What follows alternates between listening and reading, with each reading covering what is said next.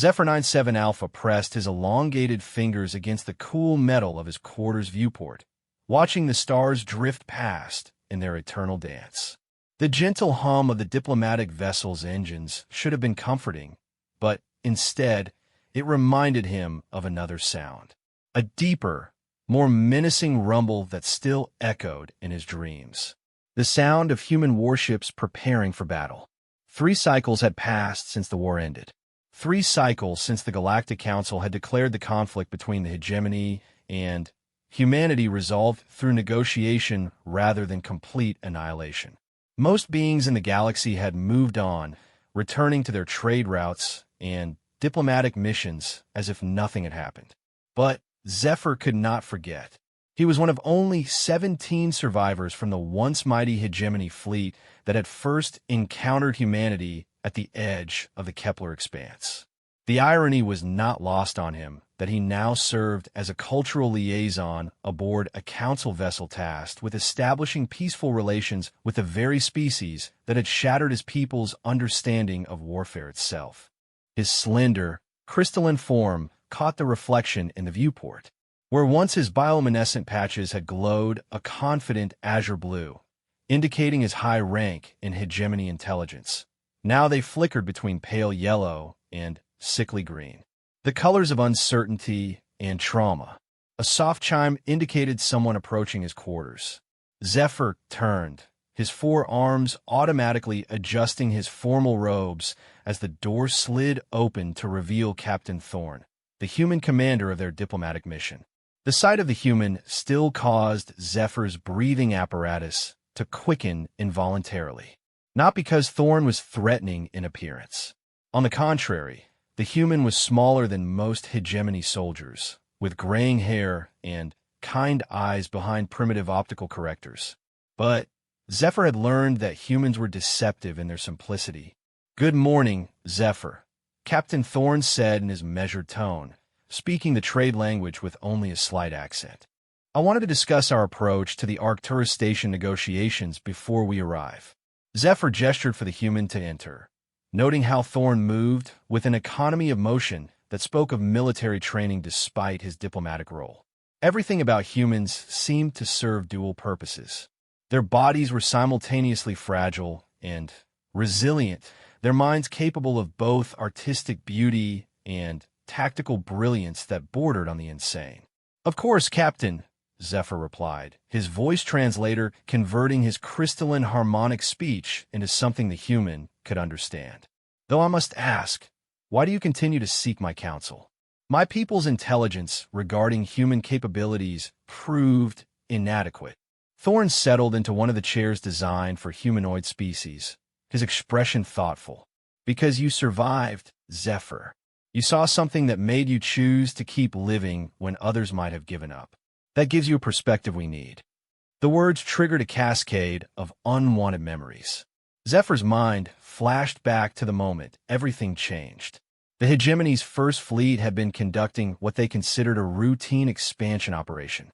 Humanity was classified as a Level 3 civilization, barely capable of interstellar travel, possessing no significant military technology. The projection models indicated complete subjugation within 2 standard rotations with minimal hegemony casualties. Zephyr had been aboard the command Dreadnought Infinite Majesty when they first detected human vessels near the 4th planet of what humans called the Sol System. The enemy fleet was laughably small compared to their own. 37 human vessels against 400 hegemony warships, each human ship appearing crude and industrially simple compared to the elegant biomechanical designs of hegemony craft. "Your people fought differently," Zephyr said quietly, his bioluminescent patches darkening with the memory. "We had studied warfare across 17 different species. We understood the mathematics of space combat, the logical deployment of resources, the rational calculation of acceptable losses. But humans aren't always rational," Thorn observed. "No," Zephyr agreed. "You are not." The first sign that something was wrong came when the human fleet didn't retreat. Standard doctrine for any civilization facing overwhelming odds was to withdraw, preserve ships for future engagements, and seek diplomatic solutions. Instead, the human vessels accelerated directly toward the hegemony line, not in formation, not following any recognizable tactical pattern, but in what appeared to be a chaotic charge that violated every principle of space warfare. Hegemony Admiral Vex Prime Sterling had actually laughed. Zephyr remembered the sound clearly, a melodious trill that indicated amusement among his people. The Admiral had ordered the fleet to maintain formation and prepare for what he termed target practice against primitives. But humans had spent their entire evolutionary history as predators on a death world. They had refined warfare through centuries of conflict against their own species, developing tactics that prioritized effectiveness over elegance, victory over honor. When human ships reached engagement range, they didn't behave like ships at all. They behaved like animals. The lead human vessel, a crude-looking destroyer that couldn't have carried more than a few hundred crew members, suddenly inverted its trajectory and used its own engine exhaust as a weapon, channeling superheated plasma across the bow of the Hegemony flagship. The maneuver was suicidal by any rational analysis, exposing the human ship to devastating return fire while accomplishing minimal damage. Except that it wasn't minimal damage. The plasma wash disrupted the flagship's shield generators at precisely the moment when the rest of the human fleet opened fire, not with their main weapons, but with what appeared to be their cargo base. Thousands of small objects erupted from the human ships, moving too fast and in too many directions for the hegemony defensive systems to track effectively. Kinetic kill vehicles, Thorne said, noting Zephyr's distant expression. We loaded every spare piece of metal we could find into mass drivers and fired them like shotgun pellets. Not elegant, but effective against energy shields designed to stop coherent beams. Zephyr's patches flickered with remembered terror. We thought it was debris from damaged ships. Our defensive systems ignored most of the projectiles as non-threatening. The first human projectiles had been simple chunks of iron and titanium, moving at significant fractions of light speed. When they struck the hegemony vessels, they punched through armor plating that was designed to absorb energy weapons. But that was only the beginning. Mixed in with the crude kinetic weapons were more sophisticated devices. Nuclear warheads that activated after penetrating hull armor. Viral data packages that infiltrated hegemony computer systems through damaged sensor arrays. And, worst of all, boarding pods containing human soldiers. The hegemony had protocols for repelling boarders, of course. Their ships carried security forces trained to deal with infiltrators from various species. But humans didn't fight like other species. They didn't seek to capture strategic points or disable critical systems in an orderly fashion. They spread through the ships like an infection, using improvised weapons and tactics that bordered on the incomprehensible. Zephyr remembered watching the security feeds from the lower decks of Infinite Majesty as human soldiers used their own wounded comrades as distractions while others flanked hegemony positions. He watched humans jury-rig explosives from ship's components, turning maintenance tunnels into death traps, transforming cargo bays into killing fields. Most disturbing of all, he watched humans continue fighting even when mortally wounded, treating their own lives as expendable resources in pursuit of victory. We had never encountered a species that weaponized their own fragility, Zephyr said, his voice barely above a whisper. Most civilizations develop combat doctrine around preserving their soldiers. Humans seem to view casualties as tools. Thorne's expression grew somber. We learned early in our history that sometimes the only way to stop a greater evil is to accept terrible costs. It's not something we're proud of, but it's something we're willing to do. The battle had raged for 18 standard hours. By any logical measure, the humans should have been annihilated within the first few minutes. Their ships were outgunned, outnumbered, and technologically inferior. But logic had proven inadequate to predict human behavior. Instead of fighting a conventional space battle, humans had turned the engagement into something that resembled a brawl more than a military operation. They rammed damaged ships into hegemony vessels, using their own hulks as guided missiles. They detonated their own reactors to take out nearby enemy ships. They launched their entire crew complements in suits of powered armor, turning their personnel into self-guided torpedoes. And through it all, they never stopped communicating with each other, coordinating their efforts with a precision that suggested shared consciousness despite their apparent chaos. Zephyr had been on the command deck when Admiral Vex Prime Sterling finally admitted that the situation was beyond his comprehension. The hegemony fleet had lost nearly 60% of its ships to an enemy force that should have been eliminated in the opening salvo. Worse, the humans showed no signs of retreat, even as their own casualties mounted beyond any reasonable calculation. Request immediate reinforcement from 2nd and 3rd Fleets. The Admiral had ordered his bioluminescent patches cycling through colors that indicated panic and confusion. These humans, they fight like they have nothing to lose. Perhaps they did have nothing to lose, Thorne said quietly. Earth was our only inhabited world at the time. If your fleet had reached our planet, we would have lost everything. The reinforcement request had been humanity's goal all along, Zephyr realized years later. The small fleet at Sol had never intended to defeat the hegemony forces. They had intended to delay them, to make the cost of victory so high that additional forces would be required. And while the First Fleet waited for reinforcements, human civilization had been preparing. When the hegemony's 2nd and 3rd Fleets arrived in the Sol system 3 rotations later, they found not a defeated enemy, but a transformed battlefield. The asteroid belt between the 4th and 5th planets had been converted into a network of fortified positions. Every piece of space debris larger than a transport shuttle had been weaponized. And the human fleet had grown from 37 ships to over 300, each vessel bearing scars and modifications that spoke of desperate innovation. Zephyr had watched from his position in the intelligence section as the hegemony's combined fleets approached what should have been an easy mopping-up operation.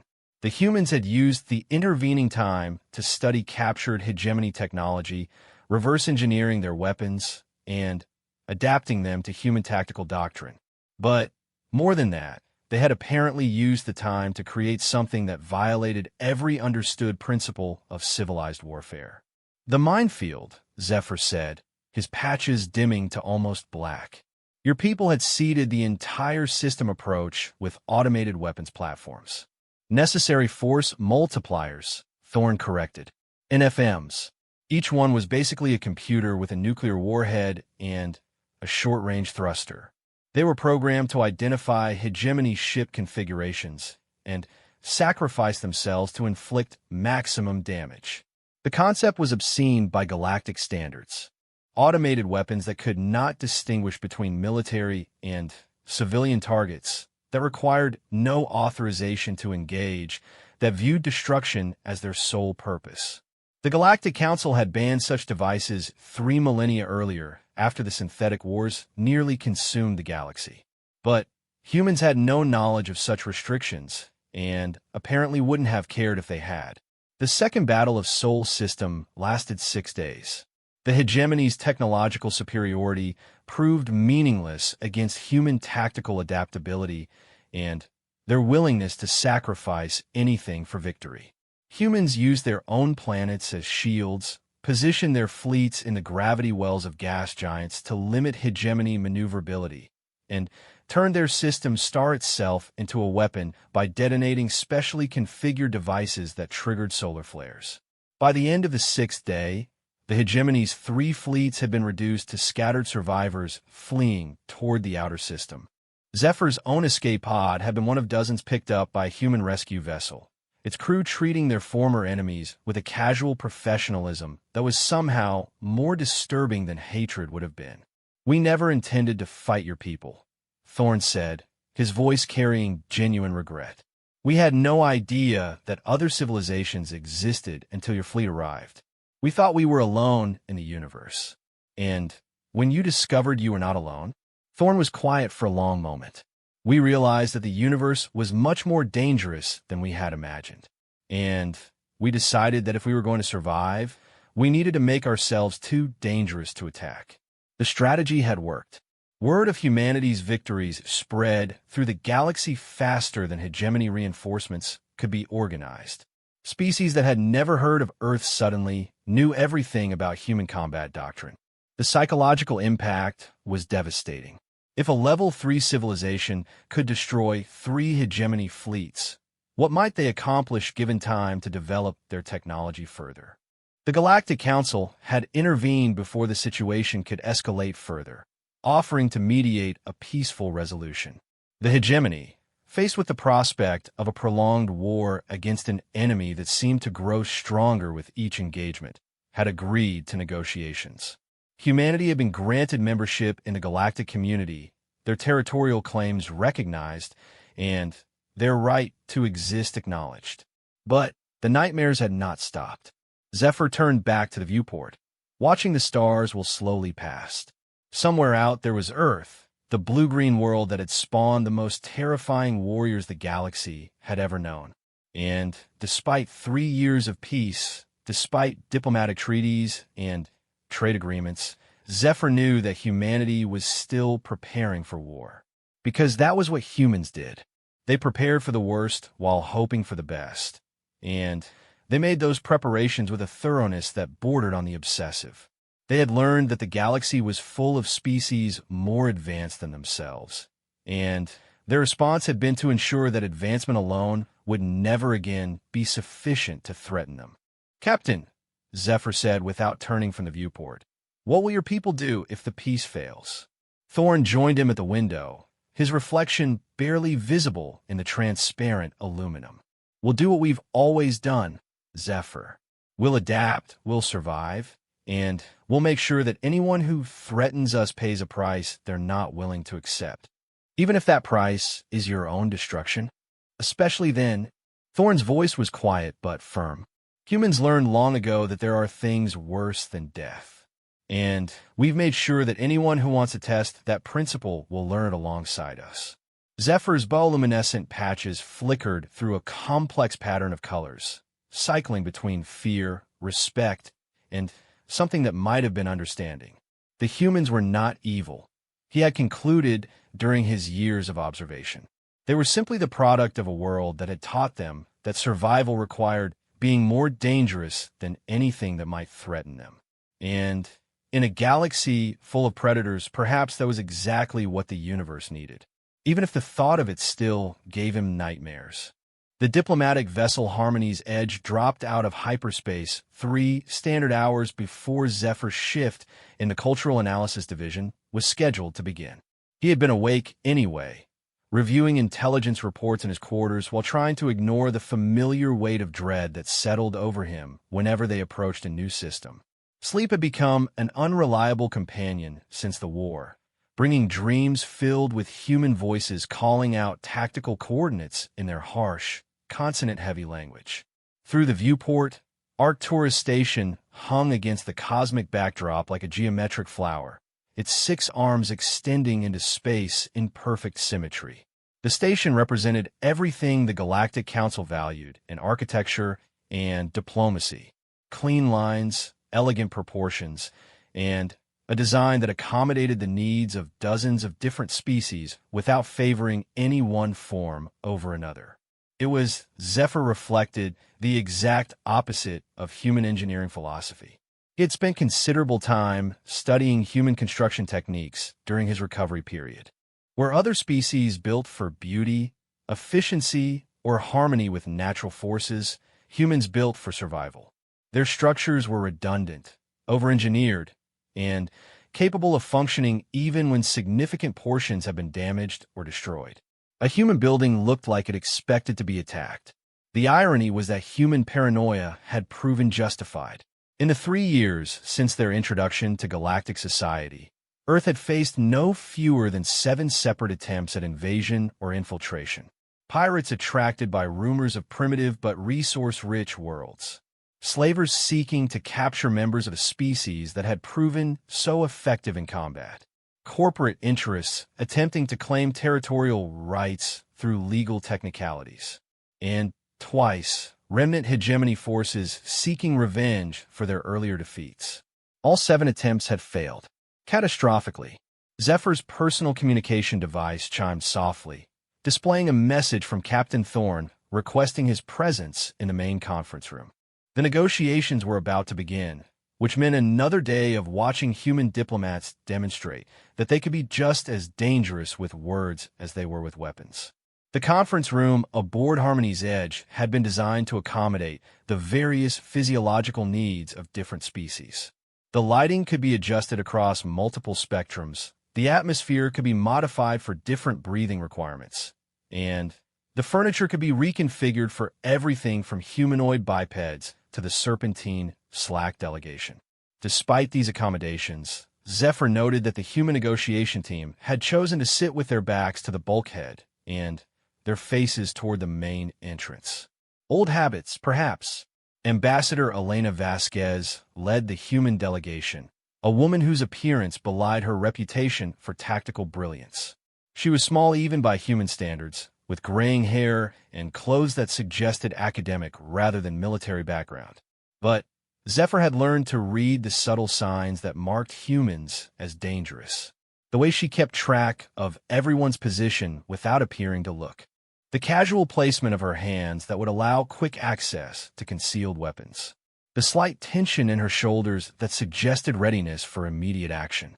The opposing delegation represented the Corvin Consortium, a trading collective that had been expanding aggressively into territories that humans now claimed as their sphere of influence.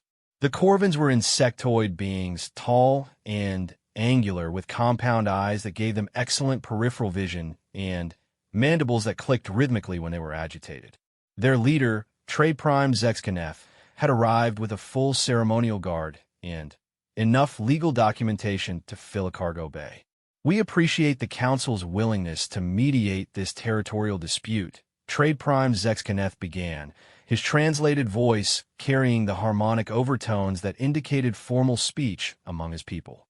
However, we must note that the humans' claims to these systems predate their recognition as a galactic civilization. Under established precedent, territorial rights belong to the first species to establish permanent presence. Ambassador Vasquez smiled, an expression that Zephyr had learned could mean anything from genuine amusement to impending violence when displayed by humans.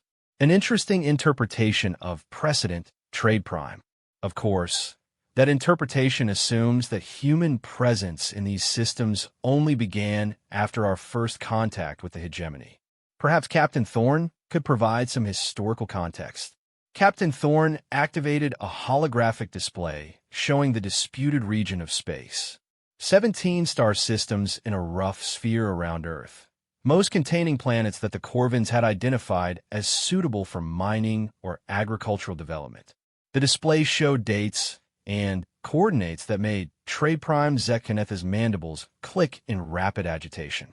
Human exploration vessels had established monitoring stations in 14 of these systems more than 50 years before the hegemony encountered our main fleet.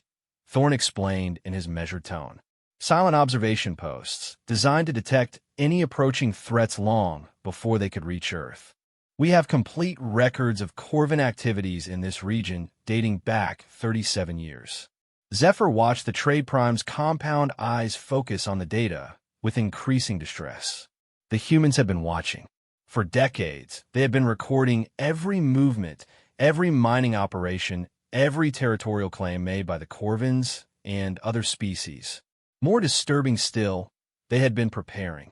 Observation posts do not constitute territorial claims under Council law. Trade Prime Zexkaneth protested, though his harmonic overtones had shifted to indicate uncertainty. Passive monitoring cannot establish precedent for territorial control. True. Ambassador Vasquez agreed pleasantly. But active defense can. Captain Thorne, would you mind showing our Corvin friends what happened to the Rat Hack pirate fleet last year? The holographic display shifted to show a different star system, this one containing a small asteroid belt where the Corvins had established a mining operation. The timestamp indicated a date roughly 14 months earlier. A fleet of unmarked vessels, clearly pirate raiders from the configuration, appeared at the edge of the system and began moving toward the asteroid belt. They never reached their destination. The pirates had been expecting to encounter mining ships and perhaps a few corporate security vessels. Instead, they found themselves facing a network of defensive platforms that had been hidden throughout the asteroid field. Not large installations or obvious fortifications, but small, stealthy weapons platforms that had been designed to appear as nothing more than mining equipment until activated. Zephyr remembered hearing about the incident through intelligence channels. The pirate fleet had been completely destroyed in less than 6 minutes, with no survivors and no wreckage large enough to identify their species of origin. The Corvin mining operation had continued without interruption, its workers apparently unaware that a battle had taken place only a few million kilometers away. We took the liberty of installing defensive systems to protect Corvin operations in this region, Ambassador Vasquez explained with the same pleasant smile. As part of our broader commitment to maintaining stability in systems under our protection, I trust the Corvins found our intervention satisfactory. Trade Prime Zex Kenneth was silent for several moments, his mandibles clicking in complex patterns that Zephyr recognized as intense calculation. The humans had just revealed that they had been secretly protecting Corvin interests for over a year, using military technology that the Corvins hadn't even detected. More than that, they had demonstrated the ability to deploy and maintain hidden weapons systems throughout the disputed region without anyone's knowledge. The message was clear. The humans were not asking for recognition of their territorial claims. They were informing the Corvins that those claims were already being enforced. We appreciate human protection of our operations, the Trade Prime finally replied, his harmonic overtones carefully neutral. But the consortium maintains that formal territorial recognition requires council approval and registration of claims according to established procedures. Absolutely correct, Ambassador Vasquez agreed. Which is why we're here today. Captain Thorne has prepared the necessary documentation for formal recognition of human territorial boundaries in this region. I believe you'll find our claims are quite reasonable. The holographic display shifted again, showing the 17 disputed systems highlighted in blue. Zephyr noted that the human claims stopped well short of the Corvin home systems and existing major trade routes. They were asking for recognition of a defensive perimeter around Earth, not territorial expansion for its own sake. But the implications were staggering. If the Council recognized these territorial claims, it would establish a precedent that any species with sufficient military capability could retroactively claim systems they had been secretly monitoring. More importantly, it would acknowledge humanity's right to maintain hidden defensive networks throughout their claimed territory. The Corvins would be trading in space that humans controlled absolutely, protected by weapons they couldn't detect, monitored by sensors they couldn't locate. And if the intelligence reports Zephyr had access to were accurate, the 17 systems displayed were only the beginning. The scope of these claims seems extensive, Trade Prime Zexkaneth observed. The consortium would need assurances that human territorial control would not interfere with existing trade agreements or established shipping routes. Of course not, Captain Thorne replied smoothly. Human policy has always been to protect peaceful commerce and ensure the safety of all vessels traveling through our space. In fact, our security measures would likely improve shipping safety in this region considerably. Zephyr's bioluminescent patches flickered with colors indicating fascination and growing horror. The humans were not just claiming territory. They were offering to serve as guardians for one of the galaxy's major trade routes, positioning themselves as indispensable protectors whose military presence would become a permanent fixture of interstellar commerce. And they were doing it by demonstrating that they had already been serving in that capacity for years without anyone realizing it. The negotiations continued for several more hours, covering technical details about shipping lanes, mining rights, and defensive protocols. Throughout the discussions, the human delegation maintained their pleasant, accommodating demeanor while systematically revealing the extent of their hidden presence in the disputed region. Monitoring stations that had been observing Corvin operations. Defensive platforms protecting trade routes from pirates. patrol ships that had been conducting anti-smuggling operations without official authorization. Each revelation carried the same implicit message. The humans were not requesting permission to establish control over these systems. They were informing the galaxy that they had already done so, and offering to make their protection official rather than unofficial. By the time the formal sessions ended, Trade Prime Zexkaneth had agreed to support human territorial claims in exchange for guaranteed trade access and continued protection of Corvin commercial interests. It was Zephyr realized exactly the outcome the humans had wanted from the beginning. After the Corvin delegation departed for their own vessel, Zephyr found himself alone with Captain Thorn in the conference room. The human was reviewing documents on a portable data pad, apparently unaware of how completely he had just rewritten galactic territorial law. "You planned this from the beginning," Zephyr said, his voice carrying harmonic undertones of respect and unease. "The defensive installations, the monitoring networks, the protection of Corvin operations. All of it was designed to create a situation where territorial recognition became inevitable." Thorn looked up from his data pad, his expression thoughtful. "We learned early that it's better to ask forgiveness than permission, Zephyr. Especially when you're dealing with bureaucracies that move slowly and think even more slowly.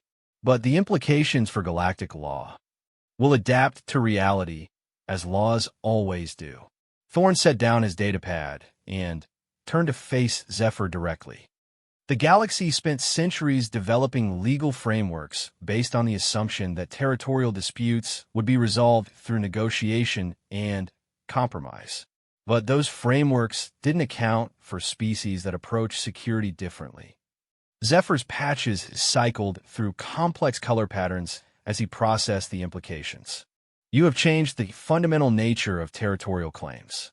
Other species will demand the same rights, the same retroactive recognition of hidden presence.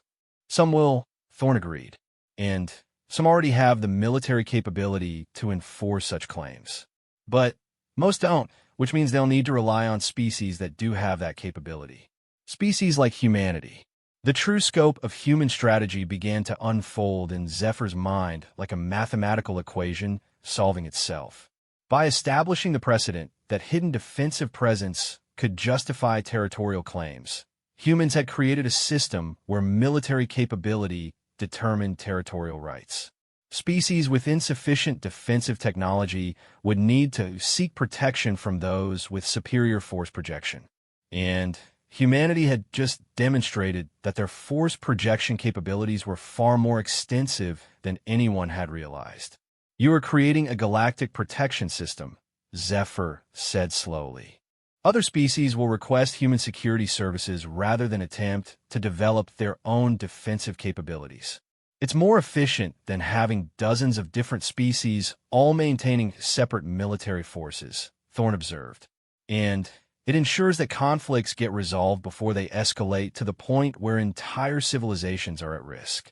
Under human terms. Under terms that prioritize survival over ideology." Thorn's voice carried the same quiet certainty that Zephyr had learned to associate with human determination. "We've seen what happens when military conflicts spiral out of control. We prefer to establish clear boundaries and overwhelming deterrence rather than wait for problems to develop." Zephyr turned back to the viewport, watching Arcturus Station shrink in the distance as Harmony's Edge began its journey to the next diplomatic mission. Somewhere in the galaxy, other species were making similar calculations, weighing the benefits of human protection against the costs of human dominance. And gradually, system by system, they were choosing security over independence. It was, he realized, exactly how apex predators behaved in natural ecosystems. They didn't hunt constantly or attack without provocation. Instead, they established territories, protected their resources, and allowed other species to coexist under their dominance as long as those species didn't pose threats. Humanity was turning the galaxy into their hunting ground, and they were doing it with the grateful cooperation of their prey. The thought should have been terrifying. Instead, Zephyr found it oddly comforting. For the first time since the war ended, He felt confident that the nightmares would eventually fade, not because the threat had diminished, but because he finally understood what he was dealing with. Humans didn't want to destroy other species. They wanted to domesticate them. And for a survivor like Zephyr, domestication was beginning to look like a very attractive alternative to extinction. The emergency alarm aboard Harmony's Edge began its low, pulsing wail at 0347 Standard Time, dragging Zephyr from another fitful sleep filled with images of burning starships and human voices counting down to weapons release. His bioluminescent patches flared to full brightness in an instinctive fear response before his conscious mind could process what was happening. Emergency drills were not scheduled for this sleep cycle, which meant the alarm was genuine. Zephyr pulled on his duty robes and activated his personal communicator, immediately receiving a priority message directing all senior staff to the command center. As he made his way through the corridors, he passed other crew members moving with a controlled urgency that characterized response to real emergencies rather than simulations. The soft lighting had shifted to the red spectrum that indicated battle stations, though no announcement had been made about the nature of the threat. The command center was already crowded when Zephyr arrived, with representatives from a dozen different species monitoring various displays and communication channels. Captain Thorne stood at the central console, his face displaying the controlled tension that humans exhibited when calculating responses to immediate danger. Ambassador Vasquez was beside him, speaking in rapid bursts into a secure communication device while studying tactical displays that showed ship formations in nearby space. "Report," Captain Thorne called out as Zephyr approached the intelligence station. 3 hegemony dreadnoughts dropped out of hyperspace at the edge of the system 17 minutes ago. The sensor operator, a multi-armed vegan, announced without looking away from his displays. "They're maintaining standard patrol formation, but have not responded to our hails or acknowledged territorial boundaries." Zephyr felt his breathing apparatus constrict. 3 dreadnoughts represented a significant fraction of the hegemony's remaining military capability. After their defeats in human space, the hegemony had restructured their entire fleet doctrine around smaller, faster vessels designed to avoid prolonged engagements. For them to deploy their most powerful remaining ships suggested either desperation or supreme confidence. "Any indication of their intentions?" Ambassador Vasquez asked, her voice carrying the calm precision that humans adopted when preparing for violence. "Negative," the communications officer replied. "They've ignored all standard diplomatic protocols and are maintaining communication silence. However, their course indicates they're headed for the inner system where the Delaran colonies are located." The Deltaran colonies. Zephyr's patches flickered through rapid color changes as he processed the implications. The Deltaran species had been one of the first to request human protection services after the territorial recognition precedent had been established. Their homeworld was rich in rare minerals, but their technological development had focused on peaceful applications rather than military capability. They had gratefully accepted human defensive installations throughout their system in exchange for preferential trading agreements. If the hegemony was targeting Deltaran space, they weren't just challenging human territorial claims. They were testing humanity's willingness to defend their client species against superior force. "Current human defensive assets in the Deltaran system?" Captain Thorne inquired, his tone suggesting he already knew the answer, but wanted it on record. 2 patrol cruisers and automated defensive platforms around the primary mining colonies, the tactical officer responded. "Insufficient to engage 3 dreadnoughts in direct combat." Zephyr watched the human officers exchange glances that conveyed volumes of unspoken communication. This was exactly the scenario that human military doctrine had been designed to address. A superior enemy force threatening protected territory, while conventional defensive assets were inadequate to respond. In traditional galactic warfare, the logical response would be to negotiate, seek council mediation, or withdraw to avoid catastrophic losses. But humans didn't think traditionally. "Communications, give me a direct channel to Admiral Chun aboard Indomitable." Ambassador Vasquez ordered. Priority 1 encryption, military emergency protocols. The Indomitable was Earth's newest battleship, currently stationed 3 systems away as part of a routine patrol that everyone understood was actually a show of force intended to reassure human allies and intimidate potential threats. The ship was roughly equivalent to a hegemony dreadnought in terms of raw firepower, but Zephyr had learned that direct comparisons of human and alien military capabilities were rarely accurate. The holographic display activated to show Admiral Sarah Chun, a woman whose appearance immediately marked her as someone who had spent her entire adult life preparing for war. Her uniform was immaculate, her posture rigidly military, and her eyes held the focused intensity of a predator evaluating prey. Behind her, Zephyr could see the controlled chaos of a starship bridge preparing for combat operations. Ambassador, Admiral Chen said without preamble, I assume this is about our hegemony visitors. We detected their arrival approximately 18 minutes ago and have been tracking their approach vector. What's your assessment, Admiral? 3 obsolete dreadnoughts with crews that are probably traumatized from previous encounters with human forces, Chen replied with clinical precision. Their formation suggests they're following pre-war doctrine, which means they haven't adapted to current tactical realities. They're either supremely confident or completely desperate. Recommendations? Admiral Chen's smile was the expression of someone who had been waiting for exactly this opportunity. We implement Scenario 7. Zephyr felt his bioluminescent patches dim to almost complete darkness. Scenario 7 was a human military contingency that had been discussed in intelligence briefings, but never deployed in actual combat.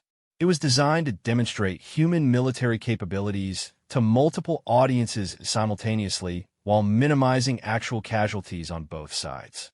The scenario was considered theoretical because it required perfect timing, complete information about enemy capabilities, and a level of tactical precision that most species considered impossible to achieve.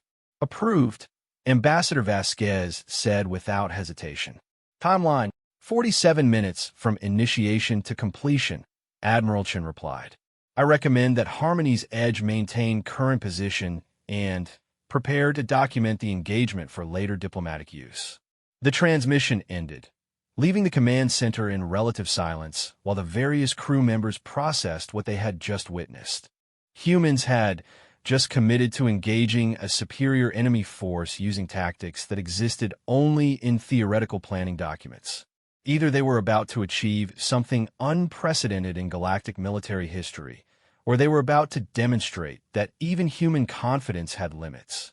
Zephyr moved to his personal workstation and began accessing intelligence databases, trying to understand what Scenario 7 actually involved. The files were heavily classified, but his diplomatic status gave him access to strategic summaries that painted a disturbing picture of human military thinking. The scenario was based on the assumption that traditional naval warfare between starships was an inefficient method of resolving conflicts. Instead of seeking to destroy enemy vessels through direct engagement, Scenario 7 focused on demonstrating that the enemy's military capabilities were irrelevant to the outcome of the conflict. It was psychological warfare elevated to the level of strategic doctrine.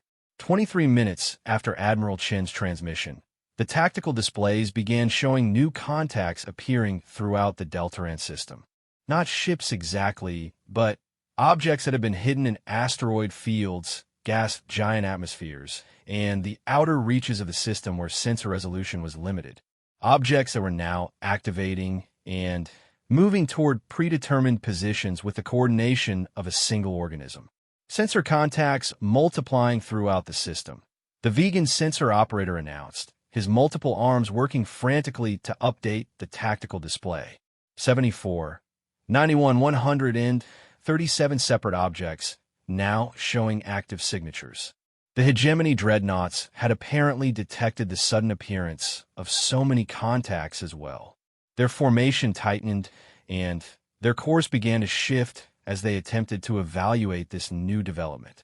3 ships facing over 100 unknown contacts was a tactical situation that demanded immediate reassessment. But the new contacts weren't approaching the hegemony force. Instead, they were moving to surround the Deltaran colonies, creating a defensive network that made any attack on the civilian population impossible without first engaging a massive number of human assets. And more contacts were still appearing. 218. The sensor operator continued. 293. Captain, I'm reading active signatures from objects that should be simple asteroids and gas clouds. The humans have hidden an entire fleet throughout this system. Not a fleet, Zephyr realized as he studied the tactical display. A swarm. The human contacts were too small to be traditional warships, but they moved with purpose and coordination that suggested they were something far more sophisticated than simple defensive platforms. They were spreading throughout the system like antibodies responding to an infection, creating overlapping fields of fire that would make movement by large ships extremely dangerous. The hegemony dreadnoughts had stopped advancing and were maintaining position at the edge of the system, apparently trying to calculate how to proceed against an enemy force that outnumbered them by more than 100 to 1.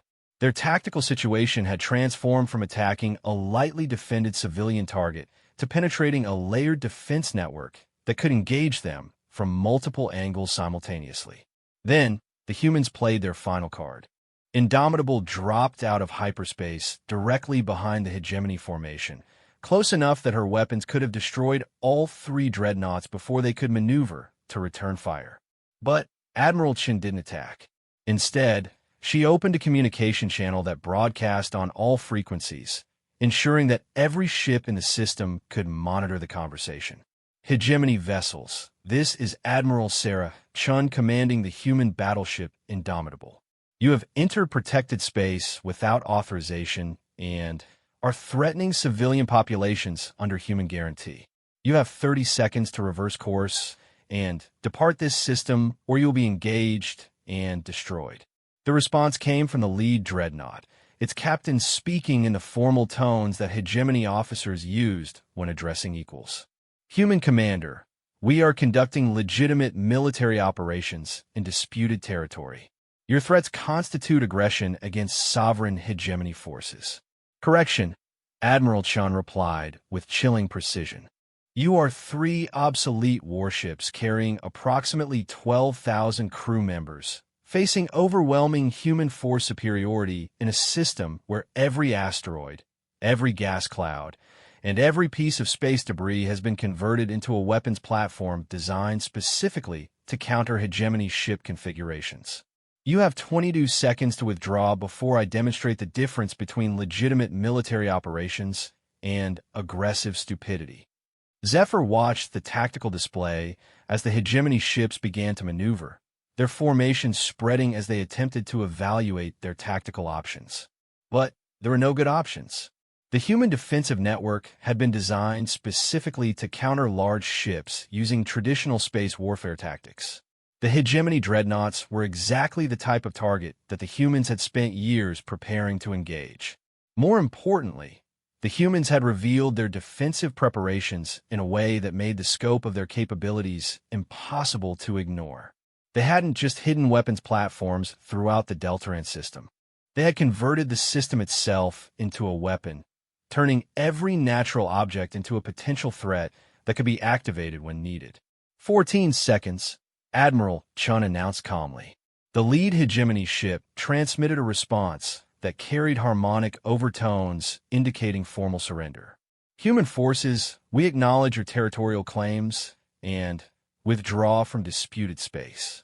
Request safe passage to hyperspace jump point. Granted, Admiral Chen replied immediately. You have clear passage along the following route.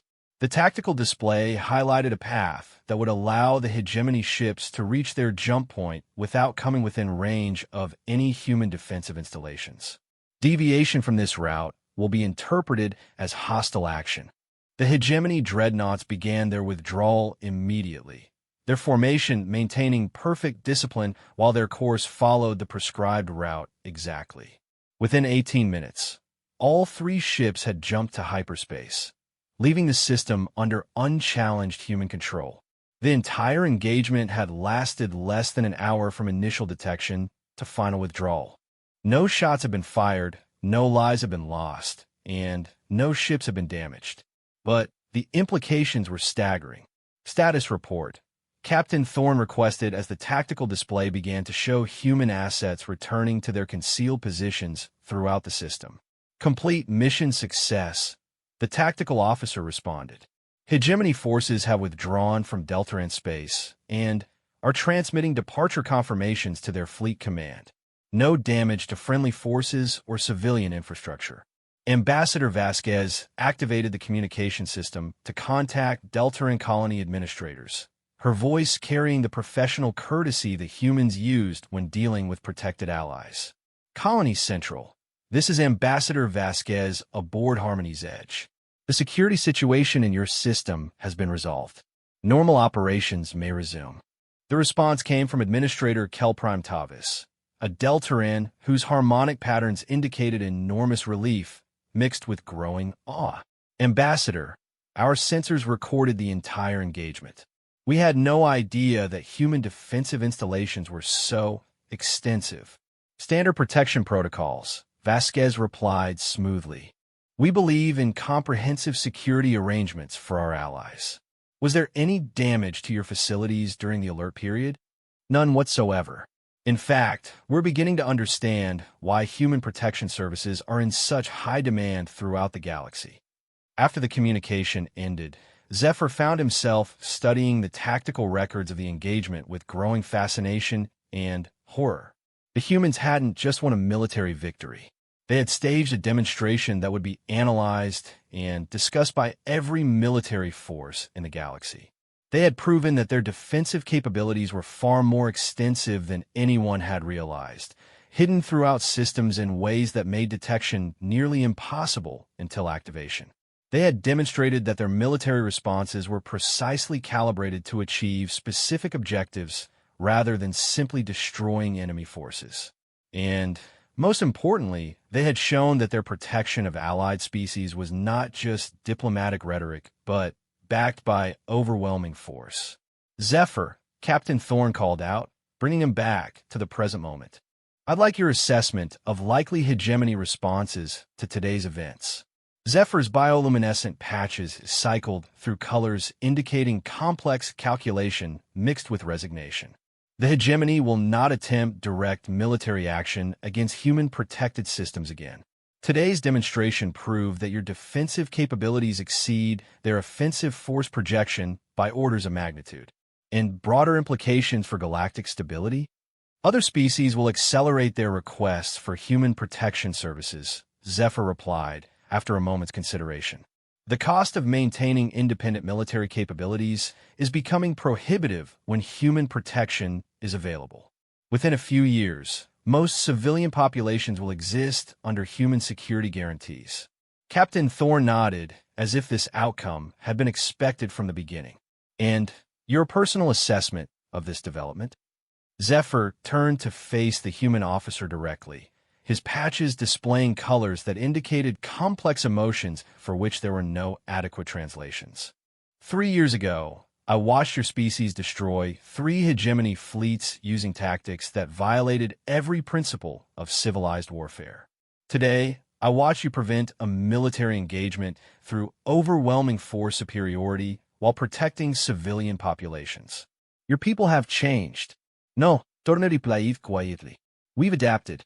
The galaxy taught us that strength is the only reliable guarantee of survival. So we became strong enough to survive anything, even strong enough to become the galaxy's protectors instead of its predators. Sometimes, Thorne observed, those are the same thing. Zephyr returned to his quarters after the shift change, watching through his viewport as Harmony's Edge resumed its journey to the next diplomatic mission. Somewhere behind them, the Deltaran system continued its normal operations under the invisible protection of human defensive networks. Somewhere ahead, other species were making calculations about the benefits of human alliance versus the risks of human dominance. And somewhere in between, the galaxy was slowly becoming a safer place for civilian populations, even as it became increasingly dangerous for anyone who threatened them. For the first time in 3 years, Zephyr looked forward to sleep without dreading the dreams that would come, because now he understood that the humans who haunted his nightmares had become the galaxy's defense against everyone else's nightmares. It was, he decided, a fair exchange. 6 months after the Deltaran incident, Zephyr stood in the observation deck of the newly constructed orbital facility the humans had designated as the Galactic Security Coordination Center. The name was deliberately modest, suggesting administrative coordination rather than military command, but Zephyr had learned to read between the lines of human diplomatic language. The facility represented the operational headquarters for what was rapidly becoming the galaxy's first unified defense network. Through the reinforced transparent aluminum windows, he could see Earth hanging in space like a blue-green jewel, its surface peaceful and serene despite being the heart of the most militarized civilization the galaxy had ever known.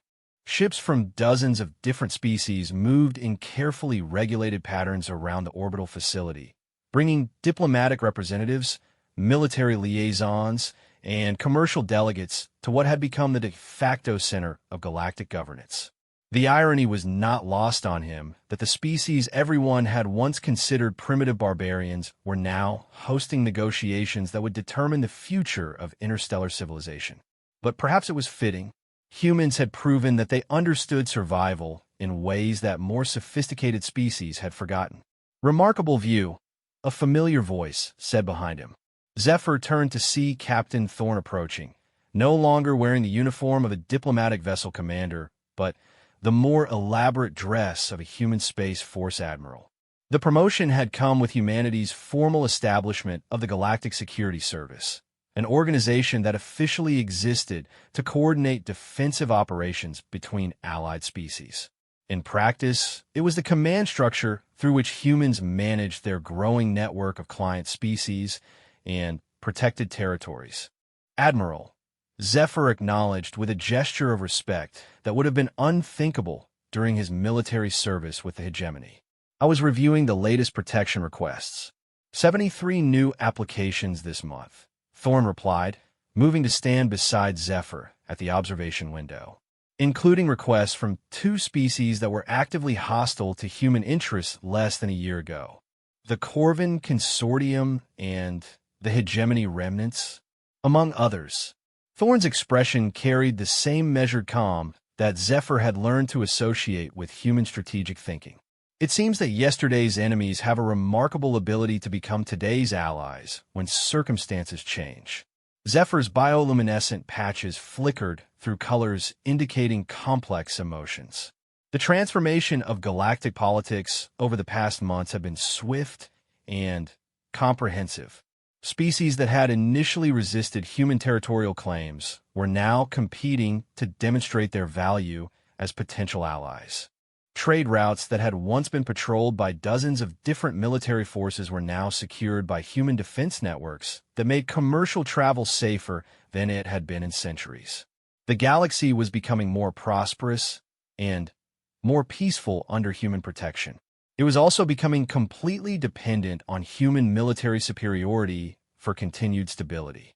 "The council session today will address the Zephyrian situation," Zephyr observed, referring to a crisis that had developed in a remote sector where one species was attempting to exterminate another through biological warfare. "Have human forces prepared a response?" "We've prepared several responses," Thorn replied carefully. "The one we implement will depend on the Council's willingness to authorize intervention under the Civilian Protection Protocols." The Civilian Protection Protocols were another human innovation that had transformed galactic law. Officially, they established standards for protecting non-combatant populations during conflicts between species. Practically, they provided legal justification for human military intervention in any situation where civilian lives were threatened. The protocols have been adopted by overwhelming council vote after humans had demonstrated their effectiveness during 3 separate humanitarian crises. The fact that each crisis had also resulted in the expansion of human influence to new regions of the galaxy was officially considered coincidental. And if the council refuses authorization? Thorne's smile was the expression of someone who had already considered every possible outcome. Then, we'll implement the response that doesn't require authorization.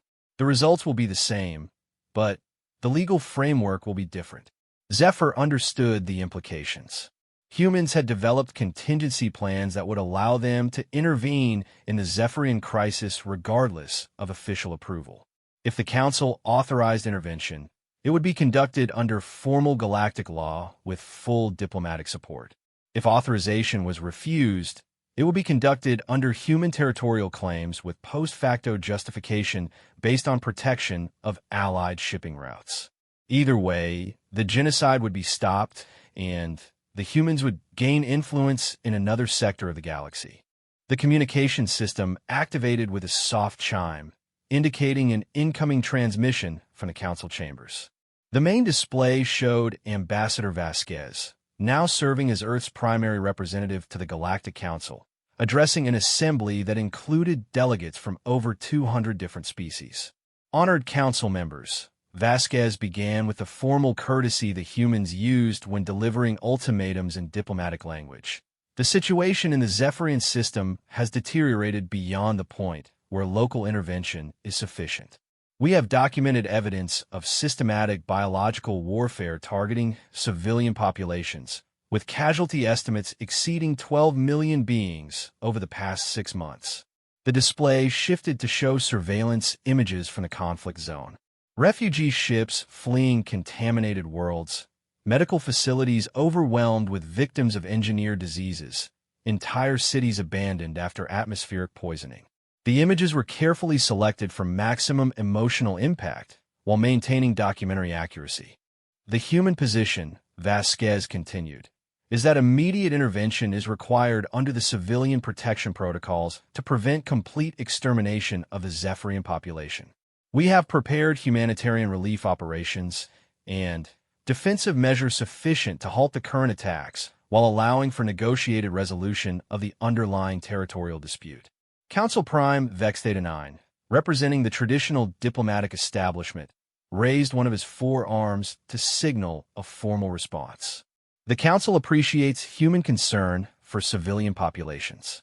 However, intervention in sovereign conflicts requires extensive deliberation and unanimous approval from all major galactic powers. Such approval cannot be granted without thorough investigation of all claims and counterclaims. How long would such deliberation require? Vasquez asked politely. Standard procedures indicate a minimum of 6 months for proper evaluation of intervention requests involving biological warfare accusations. 6 months. Vasquez repeated the time frame with the same tone she might have used to discuss weather conditions. During which time, our projections indicate that the remaining Zephyrian population will be reduced from 8 million to approximately 0. The council chamber fell silent as delegates processed the implications. Formal diplomatic procedures were designed to prevent hasty military actions that might destabilize interstellar relations. But those same procedures were proving inadequate to address conflicts where entire populations could be exterminated faster than the galaxy's legal systems could respond.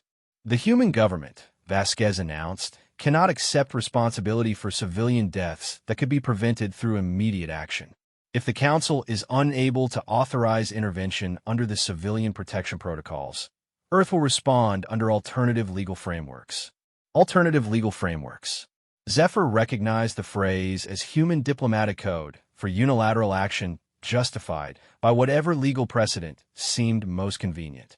Humans had become masters of finding technicalities that allowed them to do whatever they considered necessary, while maintaining the appearance of following galactic law. Council Prime Vex Theta 9's bioluminescent patterns displayed increasing agitation as he attempted to find a response that would preserve Council authority without condemning an entire species to genocide. The Council cannot approve immediate intervention without proper deliberation, but we acknowledge the urgency of humanitarian concerns. Perhaps a compromise solution. Compromise, Vasquez interrupted gently, is not possible when one side is pursuing total extermination and the other side is facing extinction. In such situations, external intervention becomes a moral imperative regardless of legal technicalities. The transmission ended with the Council still debating procedures, while Ambassador Vasquez departed to implement whatever response humans had prepared in advance. Zephyr watched the display fade, reflecting on how completely human diplomatic strategy had transformed galactic governance. Traditional diplomatic institutions were proving inadequate to address the speed and scale of modern conflicts, while human military capabilities provided the only practical solution to immediate crises. The galaxy was learning that effectiveness trumped precedent when lives were at stake.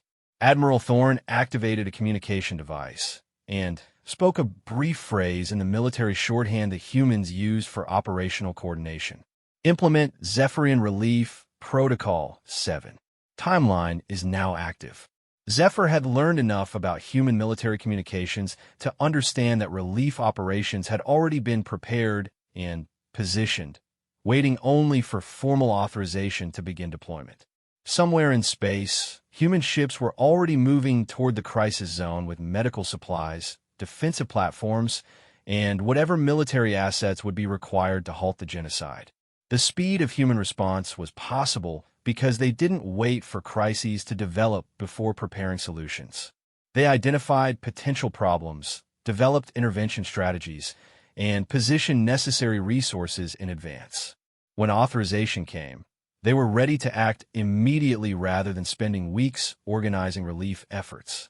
It was the same strategic thinking that had allowed them to establish defensive networks throughout disputed territories before formal recognition of their territorial claims. Humans acted first and sought approval afterward, presenting the galaxy with accomplished facts rather than proposed policies. Admiral, Zephyr said carefully, may I ask what the long-term objectives are for human expansion? Thorne considered the question for several moments before responding. We want to create a galaxy where conflicts are resolved before they escalate to the point of civilizational destruction, where species can develop according to their own preferences without fear of external threats, where trade and cultural exchange can flourish without the constant risk of piracy, territorial wars, or genocide. Under human supervision, under human protection, Thorne corrected. There's a difference. Is there? Thorne turned to face Zephyr directly, his expression carrying the serious intensity that humans displayed when discussing fundamental principles. Supervision implies control over internal affairs, cultural development, and political decisions. Protection means maintaining sufficient military presence to deter external threats while allowing internal autonomy. We have no interest in governing other species, but we have a strong interest in preventing them from destroying each other. Zephyr studied the human officer's face, looking for signs of deception or hidden agenda. But Thorne's expression showed only genuine conviction, the certainty of someone who believed completely in the rightness of his cause. It was, Zephyr realized, the same expression that human soldiers had worn during the battles that had destroyed his civilization's military power. Humans didn't see themselves as conquerors. They saw themselves as protectors. The fact that their protection came with an implicit threat of overwhelming retaliation against anyone who challenged their authority didn't change their fundamental belief that they were serving the greater good. And perhaps they were right. The galaxy under human protection was becoming safer, more prosperous, and more stable than it had been in recorded history. Species that had once lived in constant fear of more powerful neighbors now developed their cultures and technologies in peace. Trade routes that had once required military escorts now operated under human security guarantees that made commercial piracy effectively impossible. The cost was independence. Species under human protection were free to govern themselves as long as their governance didn't threaten other species or challenge human strategic interests. It was a form of benevolent autocracy that prioritized security and prosperity over sovereignty and self-determination. For most civilian populations, it was an excellent bargain. The nightmares are becoming less frequent, Zephyr said quietly, surprising himself with the admission. Admiral Thor nodded, as if this development had been expected. Time helps, but I think understanding helps more. When you know why something happened, it becomes easier to accept that it happened. And you believe that what humanity has done was necessary. I believe that what humanity has done was inevitable, Thorn replied. The galaxy was moving toward a series of conflicts that would have resulted in the extinction of multiple civilizations. We simply accelerated the timeline and influenced the outcome to minimize casualties while maximizing stability. Zephyr's bioluminescent patches cycled through colors indicating contemplation and gradual acceptance. The human interpretation of recent events was undoubtedly self-serving, but it was also probably accurate. The galaxy had been heading toward major conflicts as resources became scarcer and territorial disputes multiplied. Human intervention had ended those conflicts before they could fully develop, establishing a new order that prioritized survival over traditional sovereignty. Will you ever stop expanding human influence? When expansion is no longer necessary for maintaining stability, Thorn answered. When every species in the galaxy is either strong enough to defend itself against any conceivable threat or protected by systems that make such defense unnecessary. That could take centuries. Probably, Thorn agreed. But it's better than the alternative. Through the observation window, Zephyr watched a convoy of ships departing Earth's orbital space, their course set for the Zephyrian system where a genocide was about to be interrupted by human military intervention. The ships moved with the purposeful efficiency that characterized all human operations, carrying humanitarian supplies and defensive systems that would transform another crisis zone into another protected territory. In a few months, the Zephyrian survivors would be grateful for human protection. In a few years, they would consider human security guarantees an essential part of their civilization's infrastructure.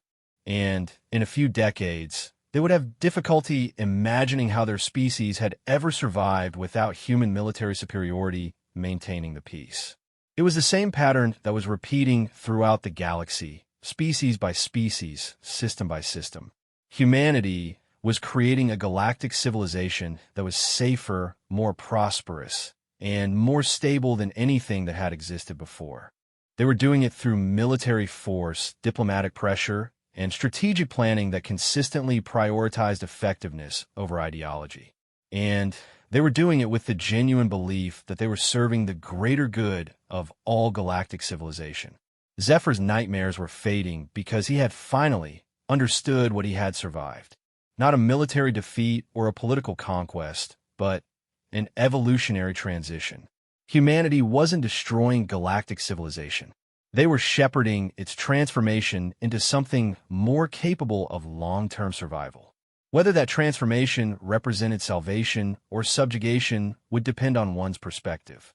But for someone who had witnessed the alternative, the distinction was becoming less important than the results. The galaxy was learning to sleep peacefully under human protection, and gradually so was Zephyr. For the first time in 3 years, he looked forward to his dreams.